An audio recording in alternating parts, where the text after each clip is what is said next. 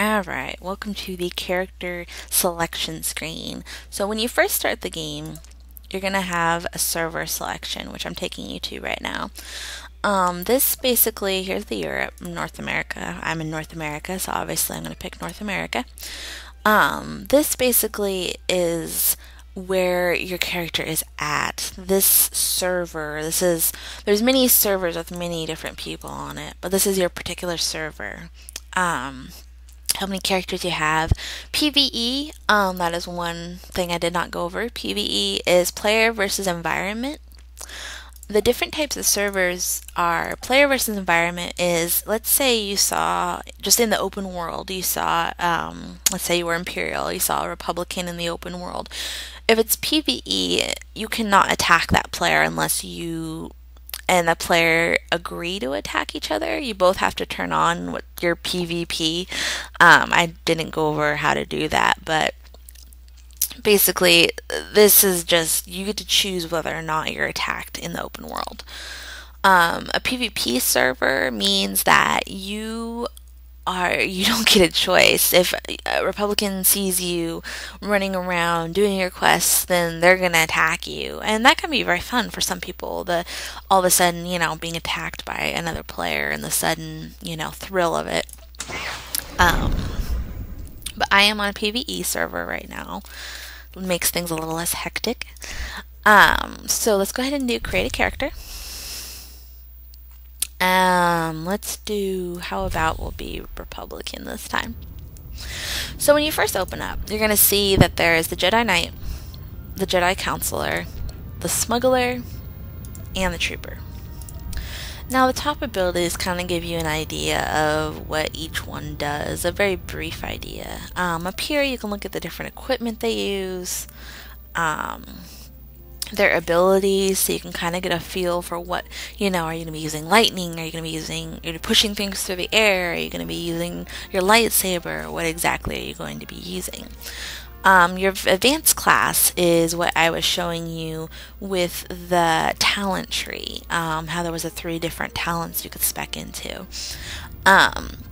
This is showing you that, hey, you can be a tank and you can do damage, or you can just do damage. These Jedi Knights cannot heal. So that shows you the class role, kind of shows you what you are going to be doing. The weapon, the tank and damage one use just the lightsaber. They have heavy armor, and their resources is the focus, which is what I was using on my Inquisitor. So the class roll for this one, the weapon is 2 damage. Is damage. The weapon is 2 lightsabers. The armor is medium, and the resources is focus. So your combat roll, you can kind of see a little bit of what it's going to be like playing this, and if you feel like you're interested in this or not. And then for those of you like myself who enjoy storytelling, this kind of gives a brief little bit on what's going on, what the Jedi Knights doing at this time in the world. Okay, so let's go ahead and look. Let's go ahead and look at the advanced classes for each of these. So the Jedi Counselor, you have heal and damage. So you can choose at level 10. You can choose to be healer or damage. Or you can choose to tank and damage. Now the wonderful thing about the Jedi Counselor is that you can do any class you want. You can do DPS, you can do healing, or you can do tanking, which it's always kind of fun to have that diversity there. So the bounty hunter, the smuggler has the damage and the healing and damage. So they cannot tank. They cannot take that vast amounts of damage that a heavier class can take. And then a trooper is a mixture between everything. Again, we have the heal and damage and the tank and damage, and they use big old cannons and rifles, and they use the heavy equipment stuff. Okay, so let's go ahead and take a look at the Jedi Knight. We have the different races here. So human, Merluka, Twi'lek, Zabrak, and Moralin. Forgive me if I'm not pronouncing these correctly, plus the text is very small on my computer at the moment. So up here what we have is you can kind of read a little thing about them and then their social ability. So the social ability is in those 1, 2, 3 bar buttons that you saw when I was doing damage to people. This is another ability that you can do. It rallies nearby allies, which I'm guessing is some kind of buff. I didn't explain what a buff is, so I'm going to go with a buff right now. A buff is something that you can cast on yourself or someone else, and it increases it can increase maybe their health, their damage. It really just depends on what you read that the buff says it does. But it can stay on you until either it runs out of time or you die. So that right there, the rally is probably a buff. There's sense force alignments. I'm not sure exactly what all these ones do. Parlor dance, different things. Okay, so let's go ahead and pick a human.